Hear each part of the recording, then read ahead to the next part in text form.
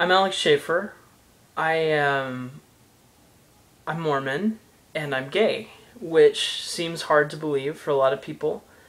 But I grew up in California in the Central Valley, and I was raised to read the Book of Mormon, to have family home evening. I'm the oldest of 9 kids. My dad was bishop when I was a kid, and my mom was always very involved in primary.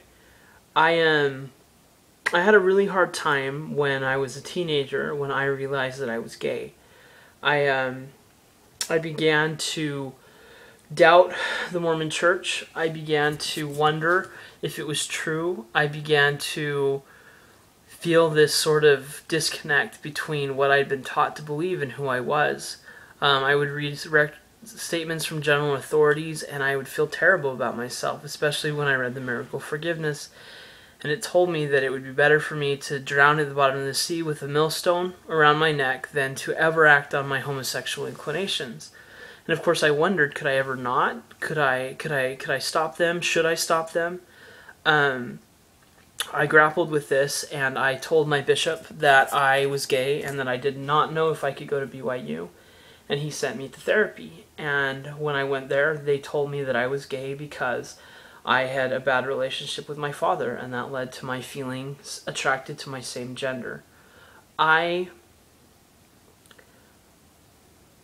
went back to my bishop and told him I didn't like that very much, but he insisted that I go to therapy, and he wanted to help me deal with my parents, which I was worried about. So I met with another therapist, and we talked about various issues. One of the things that she told me was that I may have been sexually abused, and so we did hypnotherapy to try and get to the bottom of that, and as if that were a cause for me being gay or wanting to be sexually intimate with guys. And I also talked to teachers at school who told me it was completely normal, that I should find out about myself. I should not go to BYU.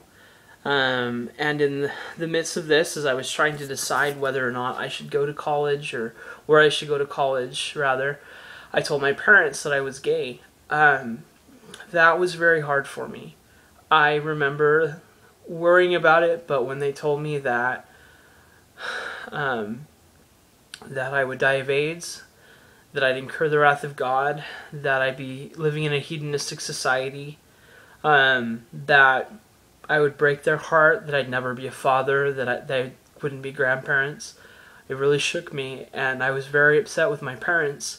We'd write back and forth. We had a lot of conflict at home, especially around me going to BYU, because I tried to explain why I didn't want to go. In the midst of this, I came out to a friend and told him that I was gay, and finally with him, I decided that maybe I wasn't going to go be gay. I was talking about everything I'd gone through, and I was going to try and at least get married still.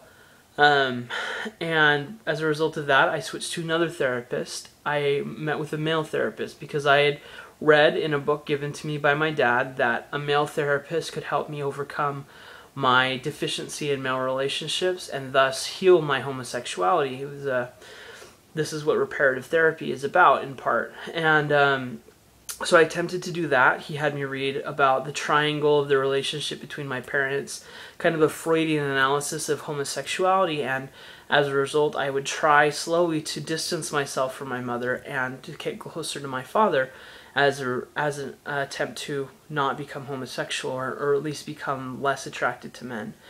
I agreed to go with my dad to Evergreen International, a conference in Utah that meets for gay Mormons, and they reinforced a lot of the things I'd been told in therapy, that likely I had a deficiency in my relationship with men, that I needed to overcome my same-sex attraction, that I could get married someday, that I